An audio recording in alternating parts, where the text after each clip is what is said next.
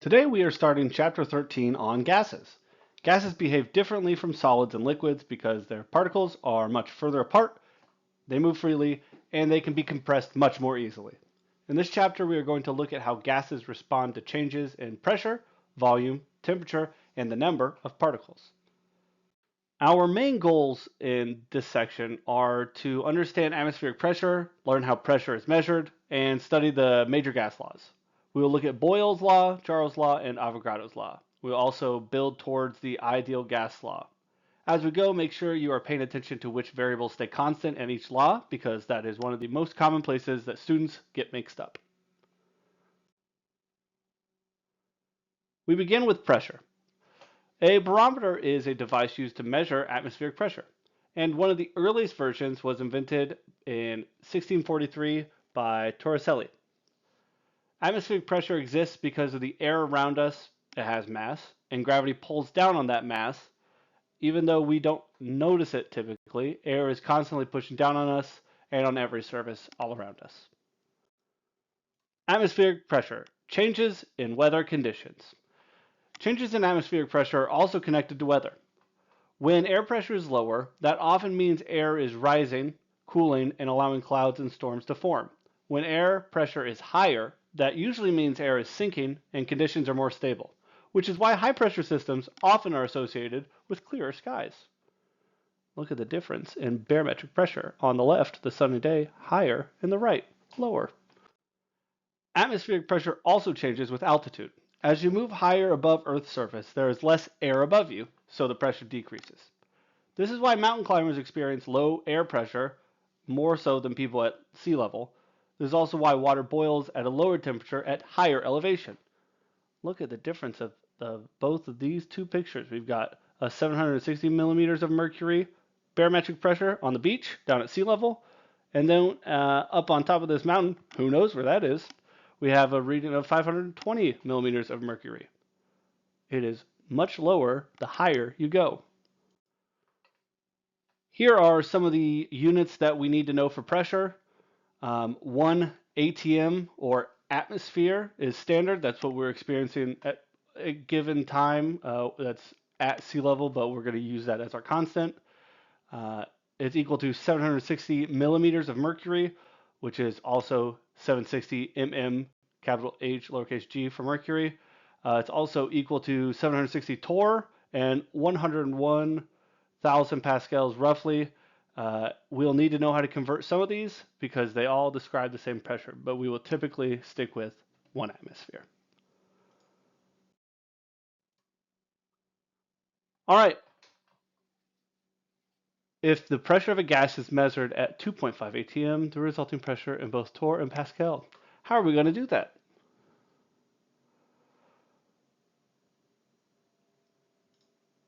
That's right. We're going to use our conversion factor. If 2.5 atm is converted, for every 1 atm there are 760 torr, then we just do some cross multiplication. And yes, they are typically put into scientific notation. And the ATMs cancel out because they're on opposite sides. And then same for Pascal, just using the 101 conversion. Another tool for measuring pressure is a manometer. A manometer is often U-shaped tube that compares the pressure of a gas sample to the atmospheric pressure. If the gas pressure is greater than atmospheric pressure, it pushes the liquid farther on to one side. By comparing the liquid levels, we can determine the gas pressure. If we compare both of these pictures, you can see that when the gas pressure is less than atmospheric, it is more on the left side. So our height difference from the right to the left is greater than or negative, and then on the right side where the gas pressure is greater than atmospheric, then we have our positive H. We don't have one of these to measure with in class, but you should be aware of what this device is. All right, Robert Boyle was the first one to really try to work with a manometer, and at that point it wouldn't have been called that. He just had two pieces of glass, one side that was sealed, and it was filled with mercury, and he more or less figured out how pressure and volume are related when the temperature and the amount of gas stayed constant. So that's an important one when we work with Boyle's law. We're going to have a temperature and a amount of gas that we are not going to change. We'll just be changing pressure and volume. The experiment showed that when a gas is compressed into a smaller space, its pressure increases.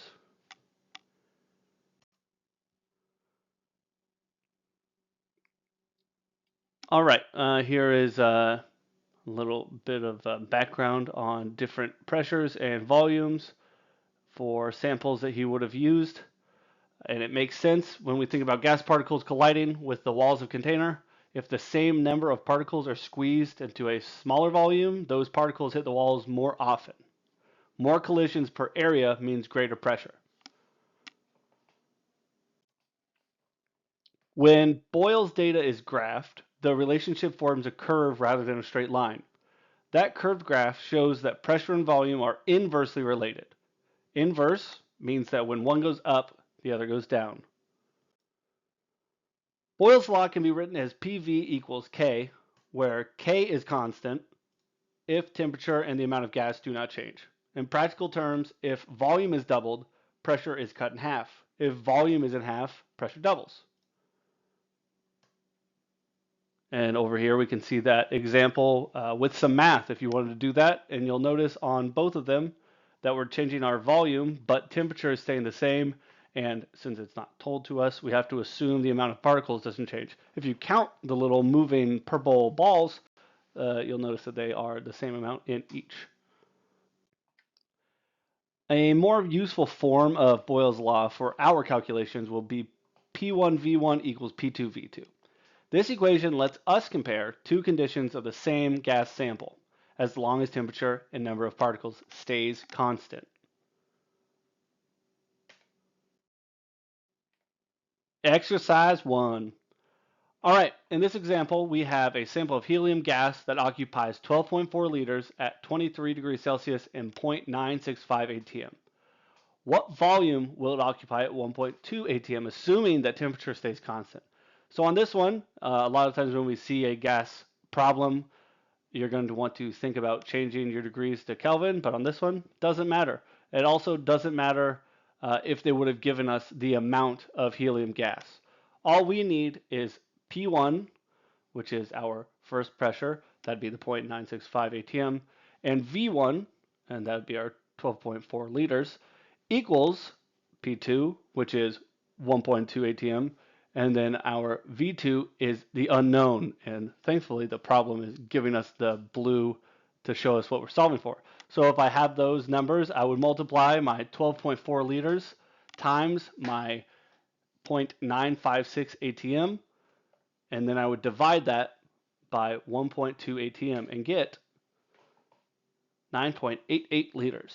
Remember that the two variables in this, the pressure and the volume, are inversely proportional. So as one goes up, the other has to go down. So if our pressure increased by about 30 points roughly, then the same amount of change has to be observed on the volume. All right, on this slide, we're going to look at the relationship of volume and temperature, and that directly relates to Charles' law.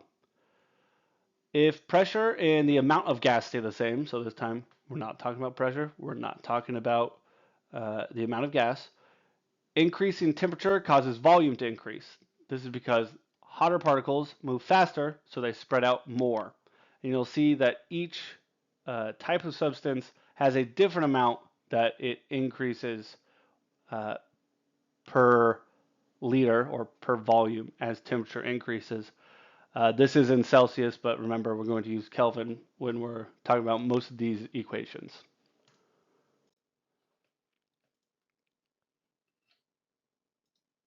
All right, it is easier to write an equation for the relationship if the lines intersect at the origin of the graph, which is why we use that Kelvin relationship. Remember that Kelvin is absolute zero, but the amount of increase, 1 degree Celsius, and 1 point in Kelvin is the same change. It's just that we're moving our 0 point for Kelvin. There is nothing beyond zero for any of the math that we consider, whether or not absolute zero even really exists is a whole other discussion. Uh, but we use Kelvin because it's easier to understand these graphs, and we'll be using it for all the equations that use temperature. So don't forget, uh, when we convert from Kelvin, it's 273 plus whatever degrees in Celsius. Sometimes you'll see Charles' law written as V equals BT, but we do technically not use that one. It's easier to draw it as this, which is V1 over T1 equals V2 over T2. Um, they are technically the same equation, uh, but the better way of stating it for the kind of math that we're going to be doing is the lower one. So make sure you know Charles' law is the one where we have volume and temperature, and the temperature needs to be in Kelvin. It is also a direct relationship instead of inversely proportional. So if temperature increases, volume increases. If temperature decreases, then volume decreases. So they're not inversely proportional in this one, they are directly related. Exercise. For this example, a balloon contains 1.3 liters of air at 24.7 degrees Celsius and is placed into a colder environment. So before solving, we have to look at both temperatures. We need to convert them to Kelvin. Uh, so if I took 24.7 and add 273, that'll give me my degrees in Kelvin for the first part. And then for the next part, it would be 273 plus negative 78.5. I can then do my reaction that we just learned, which is V1 over T1. So my volume 1 is 1.3 liters. And yes, we do want those in liters. And then my Kelvin temperature needs to be on the bottom. And then I equal to each other and then solve for X. And in this case, we're solving for V2. After we do that, we get 0.849 liters. All right, so what if I want to talk about the amount of particles or the amount of gas I have, not in relationship to volume, but in relationship to N, or number of moles? Well, we've got to revisit our old friend Avogadro. And Avogadro's law for this relates volume to the number of moles of gas. So if pressure and temperature are staying constant, then volume is directly proportional to the number of moles. So let's look at the first example. My volume, we don't have any algebra to go with this. We just know that it is volume and my number of moles is 1. On the next one, directly proportional means, or directly related means that if I have 2 moles in the middle example, then I have 2 volume, and so on. So if I had 99 moles, I need 99 volume. All right, so as we just said, they are directly proportional. One of the equations we could use is V equals AN, where V is volume and N is our amount of moles, but we instead will be using V1 over N1 equals V2 over N2 when we have constant temperature and pressure. Don't forget that Charles' law and Avogadro's law both are directly related. So if one goes up, the other one goes up. But Boyle's law is the inverse. So if one goes up, the other one goes down. That is our main difference here. The math is not much different than what you've already seen. So let's do some math. All right, if we have 2.45 moles of argon gas and it occupies 89 liters, we want to know what volume 2.1 moles would occupy under the same conditions. There is nothing to convert in this problem. It makes it pretty easy. So we're just going to be solving for X. In this case, again, we're solving for volume. So our N for number 1 is 2.45 moles. The N2 is 2.1 moles. The volume 1 is 89 liters. And we don't know our other volume. If we solve for that, we get 76.3 liters. Since there are fewer moles, my volume must be smaller. So make sure we think about that. 2.1 is less than 2.45. So whatever number I get to check myself, even if I don't have a calculator, I should know it is less because they are directly related. All right, 13.2 is where we're going to use the gas laws to solve larger problems that are more realistic. Up to this point, we've looked at pressure volume, volume temperature, and volume moles separately, and now we're going to have to combine them all together. The ideal gas laws. The goal of this section is to understand the ideal gas law, apply it, calculate it, and study the gas mixtures using Dalton's law of partial pressures. We also connect gas laws to stoichiometry and learn about what standard temperature and pressure actually means. This is how we combine all of those and get a classic example called PervNerd, not fully rearranged yet. If I take that previous equation,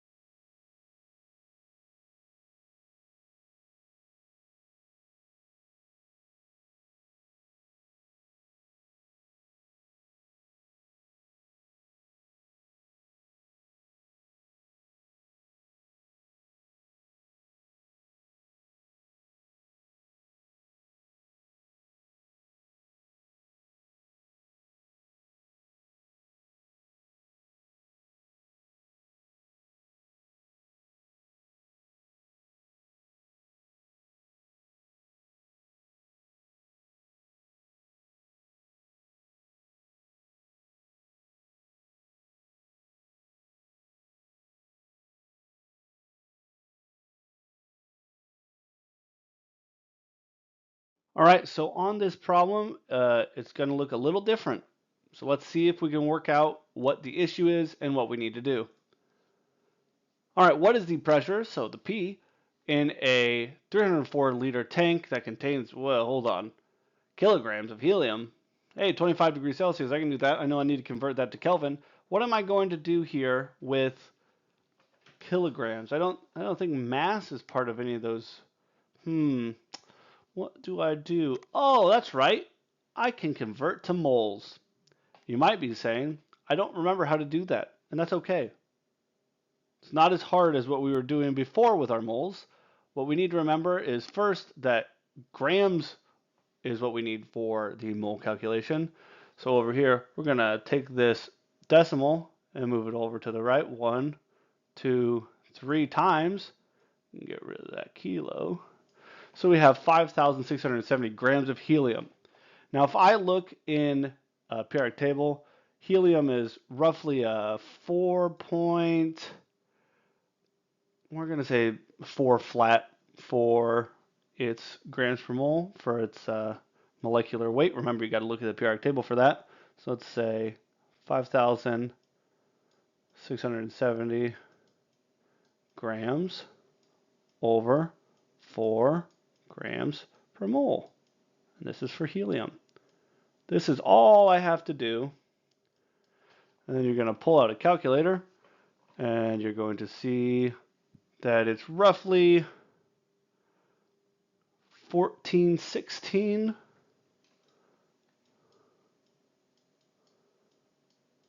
moles. That's a lot. But think about how many kilograms of helium that is. That's a ton. And then we need to also convert our 25. So that, remember, moles is in, lowercase n. And then we have to convert our 25 Celsius. So that plus 273 gives us 298 Kelvin. That's our T.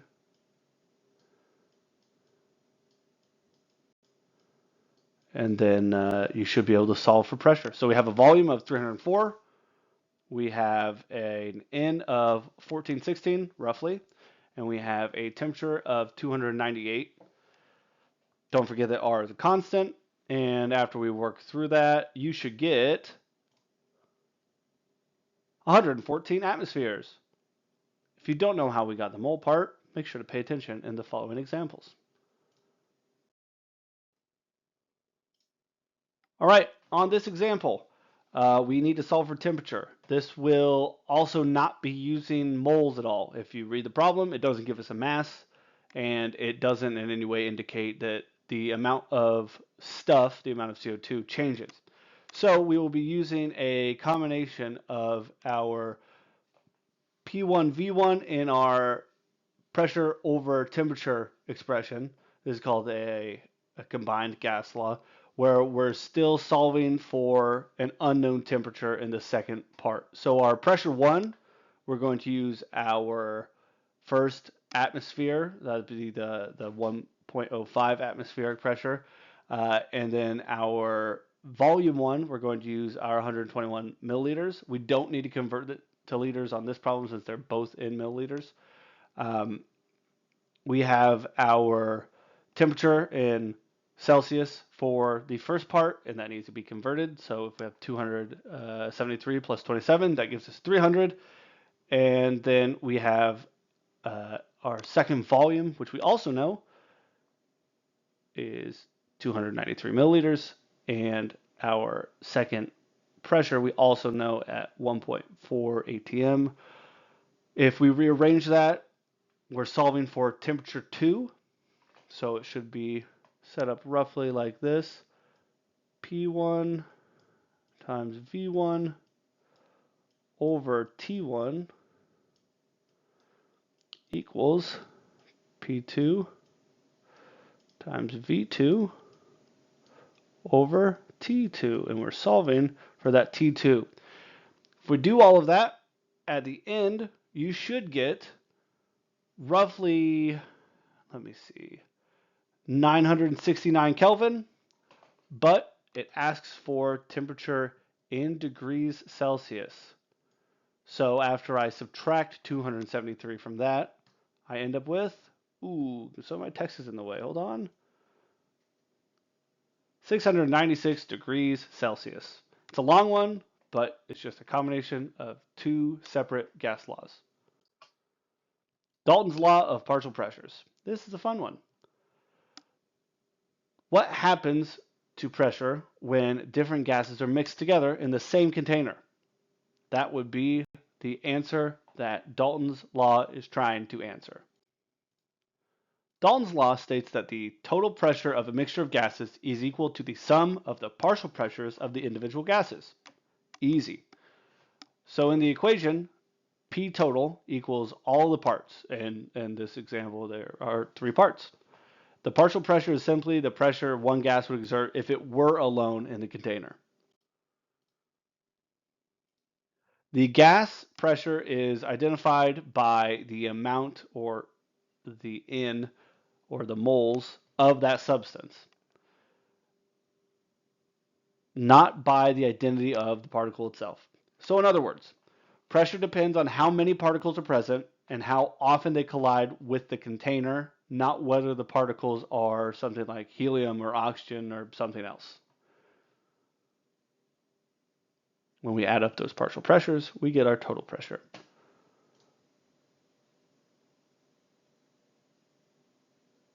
You'll notice the total pressure in all 3 systems at a constant pressure on the container ends up giving us 1.75 moles regardless of what's inside. This gives us 2 major ideas. First, that the actual volume of the particles themselves is not that important compared to the total volume of the container. And second, that the forces between the particles are assumed to be very small or unimportant. Those are the ideal assumptions, and later we'll talk about why they stop working in all examples.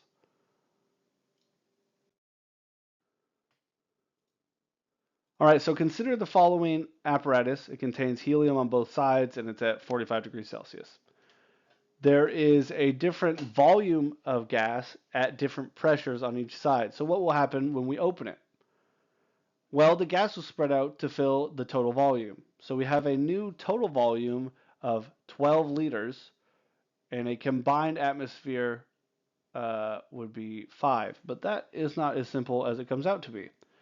The left side will contribute 1.5 atmospheres to the right side, contributing 0.75 atmospheres, which a total volume would total pressure would be 2.25 atmospheres, not 5 atmospheres, which is fun math. We'll talk about that one in a second. All right, so if I have an example where we have oxygen and helium being pumped into the same tank, Oxygen has one starting pressure and volume, and helium has another. We calculate each new partial pressure to find the final tank separately, and then we add them together. So the partial pressure of the first one, so let's look at just oxygen. So find all of your pieces that you need. Let's see if the highlighter works. Good enough.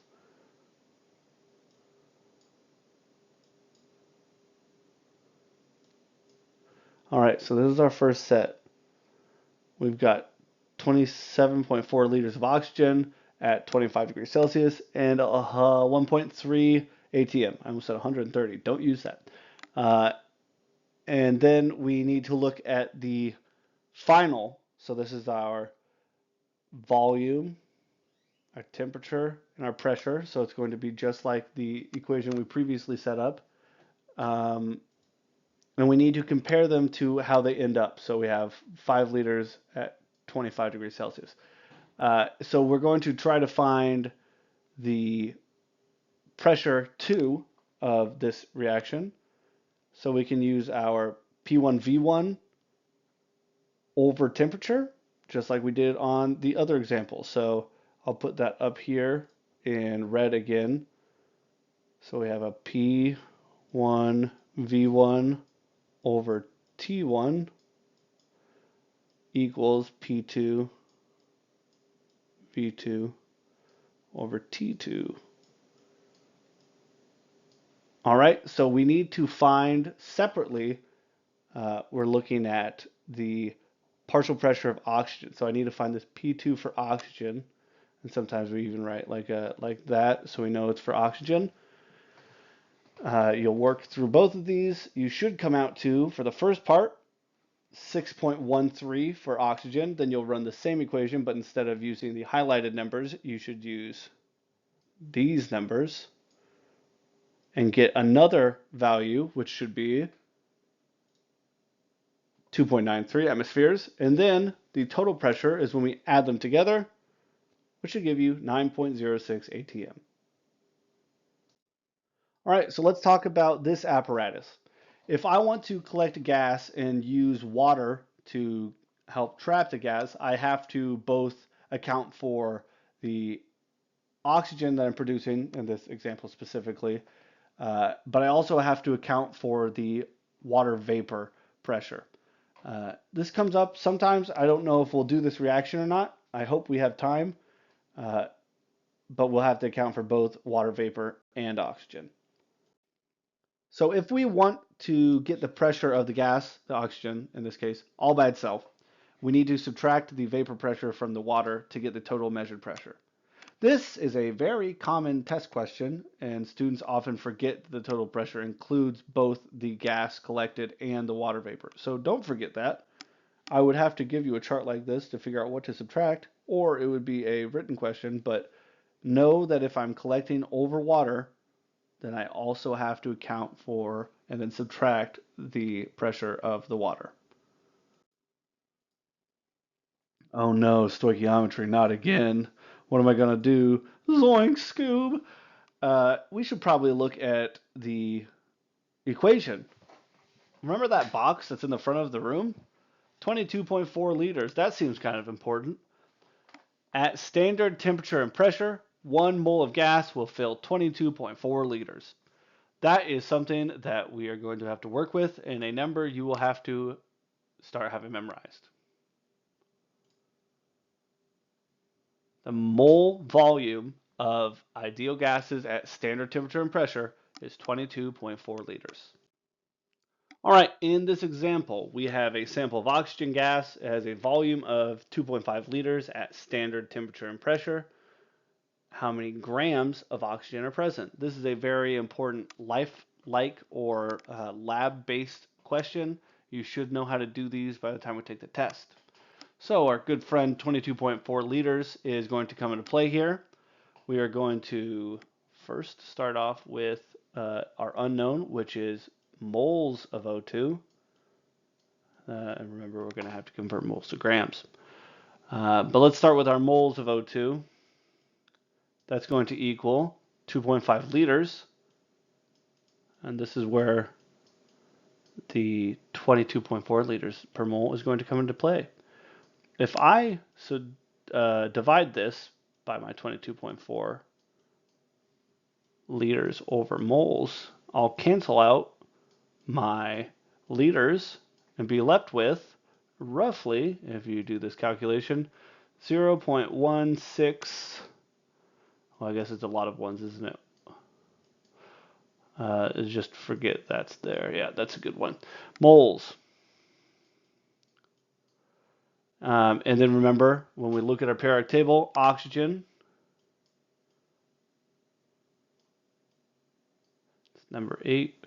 It's got a mass of 16, right? And there's 2 of them. It's diatomic. So I take that 16, multiply that by 2, and get my 32 grams per mole. Going to need that over the bottom for my next calculation. So I have my moles right here, right? I've got that. If I take, because I want grams of O2, if I take my 0.1116 moles of O2 and I multiply that by that 32 grams per mole from up top, I will get rid of moles and just be left with grams, which is what I want. And that should roughly equal 3.57 grams. Oh, hey, I forgot my 5. We'll just pretend that's there. Actually, even better, watch this. We'll see if we're right or not, because I haven't worked this example yet. And if I have to do it twice, then I'm not going to cut this, and I'm going to make you all sit through my entire recording again from the beginning. All right, ready? Here we go. Was I right? Is it 3.57 roughly? Woo, yeah! Okay, well then I think we're good. We're going to move on. So you do need to remember, if I'm giving you liters of something and you don't have moles yet, you can use the 22.4 liters per mole that a gas will occupy in standard temperature and pressure. And then you can get moles and convert moles to grams by multiplying by the molar mass. Yes, it's a lot of steps. No, it's not hard math. 13.3. We will begin 13.3 and use a model to explain gas behavior. Up to now, the gas laws have been described based on what gases do, but in this section we will start explaining why gases behave that way. The objectives here are to understand the relationship between the gas laws and models, learn the postulates of the kinetic molecular theory, and connect temperature to particle motion and understand why gas or real gases sometimes do not behave ideally. A law describes an observed pattern in nature. A model or a theory tries to explain that pattern. For example, Boyle's law describes the inverse relationship between pressure and volume, but the kinetic molecular theory helps explain why that inverse relationship happens. All right, so to expand on that, a scientific model we do not prove to be absolutely true in every possible way. Because it's a model, it cannot exactly describe the thing it is modeling, or it ceases to be a model. Instead, it's an approximation that helps explain observations. As we get more evidence, the models become more refined and more improved. This is a very important science idea, not just chemistry. Don't forget all the different ways we've just looked at electrons in this class. Those are all valid models to look at different parts or different ideas of what we are observing, whether that is the electron cloud model or the ball and stick model. They help us with different things, different tools. The main model we will be using for gases is the kinetic molecular theory. This theory, roughly with these 5 parts, says that gas particles are in constant random motion. They're very far apart compared to their size. They experience little attraction to one another. The collisions are elastic, meaning no kinetic energy is lost overall in the collisions. You don't necessarily need to know what all of those mean directly, but you should know how they all work together to make the kinetic molecular theory. maybe knowing two of them would be a good idea. A wink, wink, cough, cough, hint, hint. All right, so what are the main implications then if we're saying that the gases, are random, they are far apart from each other, and the collisions are elastic? It helps explain several relationships. Temperature is directly proportional to average kinetic energy, so the hotter gases are faster moving, and we know that based on what we know about heat and temperature. Pressure increases when particles collide with the container walls more often or more forcefully. And volume increases with temperature because the faster moving particles need more space when the pressure is held constant. So all those examples, like heating up a balloon, you know that the particles start moving faster, which causes the expansion of the balloon, which is two laws working in tandem, even though we're not changing the total amount of particles. Uh, it's it's a lot to take in all at once, but you guys are going to be able to work through the why. Let's look at this concept check. You are holding two balloons, aren't you lucky? One contains helium and one contains hydrogen. Complete each of the following statements with different or the same and be prepared to justify your answer. Now you're watching this video and I'm not going to have a little spot pause in here where you have to justify it to me. But you should know why by the time we get to our group worksheet on 13.3. All right, so here's our first example. We are either going to say different or the same.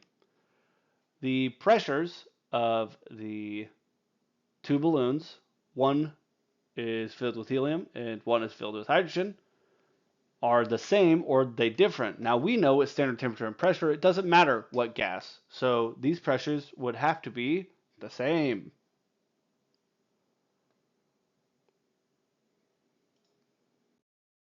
All right, so let's look at temperatures. Are the temperatures of the two balloons going to be different or the same? Well, according to what we know about this, they're in the same environment. So the average kinetic energy of the gases is set by temperature. So the temperature would have to be the same. Here's where it gets a little tricky. The number of moles in the two balloons, would they be the same? Under STP, would they be the same? Yes, they would still be the same. So the number of moles of each balloon would be the same. Boop, boop. Densities. I hardly know these. What's density? We might have forgotten that density depends on the mass divided by the volume. So are their masses the same? Remember, moles could be the same, but mass is dependent on the periodic table. And hydrogen and helium, although hydrogen is diatomic and helium is not, will have different densities. Density is a property of the gas itself, not necessarily the thing it's occupying. So since they are different gases and they do not add up to the same molar mass, if there are two different compounds that have the same molar mass, that could happen. They are, in fact, different densities. Are we going to talk about density much? No.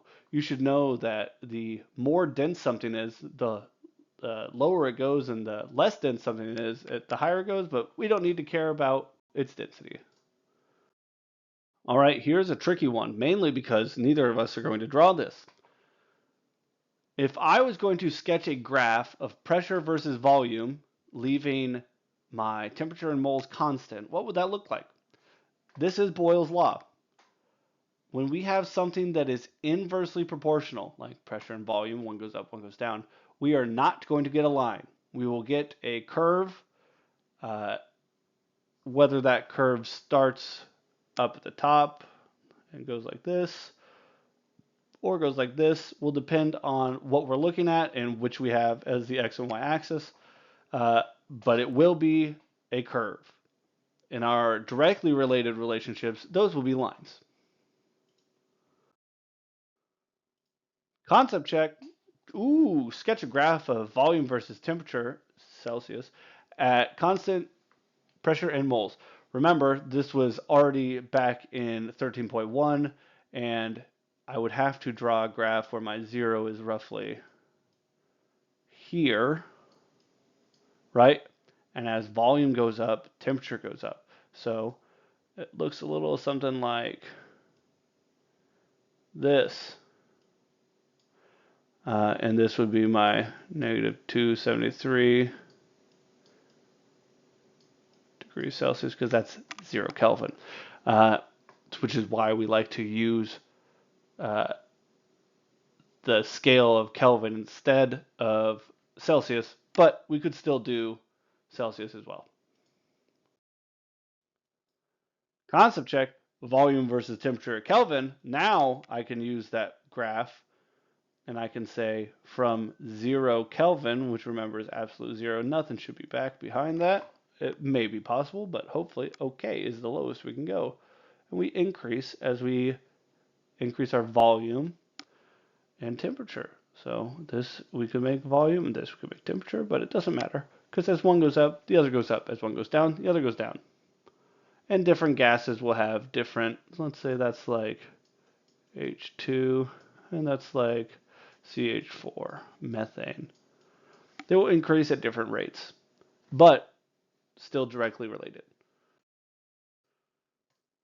Ooh, now we have to do volume in moles. Is this going to look much different?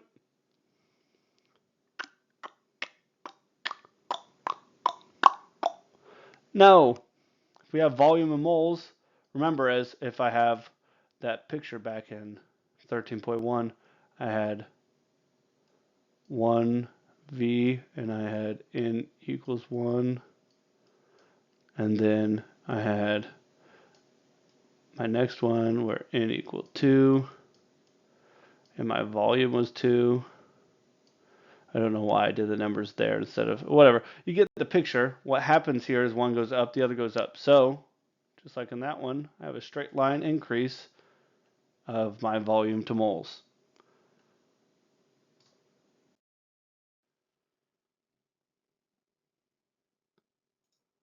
All right, our gas samples in this reaction or relationship are going to be neon and argon, and they have related volumes. They are under the same conditions, and their mass differs because they have different molar masses. Remember, we're still using 22.4 liters per mole, but they have different masses. So for the volume on argon is twice the volume of neon, and if we look at our periodic table, that mass ratio actually works out to 1 to 1. Some people wanted to say, well, this is 1 and that's 2, so shouldn't it be 1 and 2? But no, I would need to look at the periodic table and I need to look at both their molar masses to understand this one. But neon is above argon. You should be able to work out the math. It's listed on the periodic table. All right, here's another concept check. If you how do you get your hands on this sample of nitrogen gas? You got to turn that in. But it is fitted with a piston that maintains a pressure of 6 atmospheric pressures. Uh, Initially, the gas is at 45 Celsius and a volume of 6 liters. Cool, that's not a concept check just yet. You then let you cool that sample.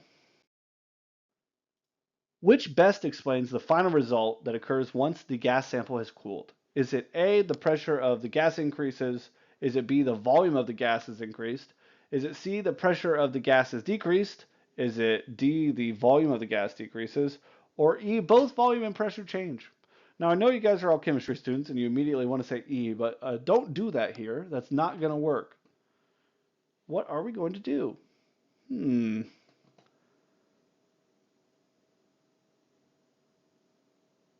Well, we know that the piston can move because that was kind of the whole part. It was keeping constant 6 atmospheres down.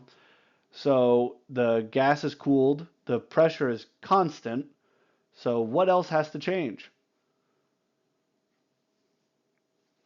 That's right. The volume decreases. What? Cooling the gas lowers the particle's kinetic energy. We know that kinetic energy is the energy of movement. So they do not push as strongly outward anymore. The pressure didn't change.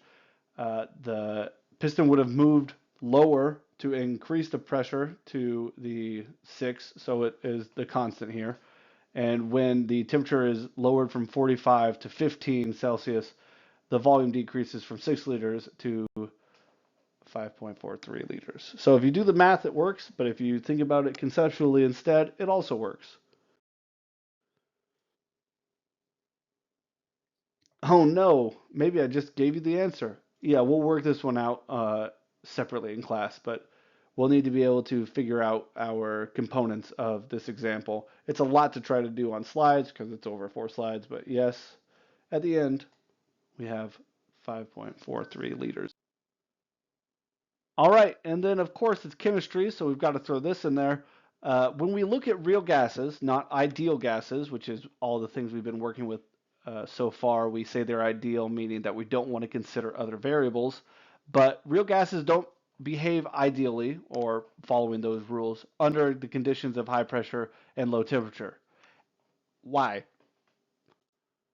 At high pressure, particles are pushed closer together, so their actual volume matters, and it didn't previously.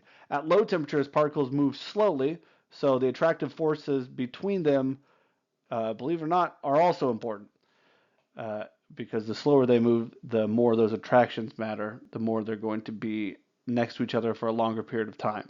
Those two factors cause real gases to deviate from the ideal gas model. This is just a fun little tidbit. It might be a test question, hint, hint, nudge, nudge, when we talk about real gases, if they have uh, low volume or are cooled to a low temperature, interactions between them themselves and the actual volume pushing the particles next to each other create more interactions in that material. So you do have to be aware of that. All right, you've done it. Congratulations.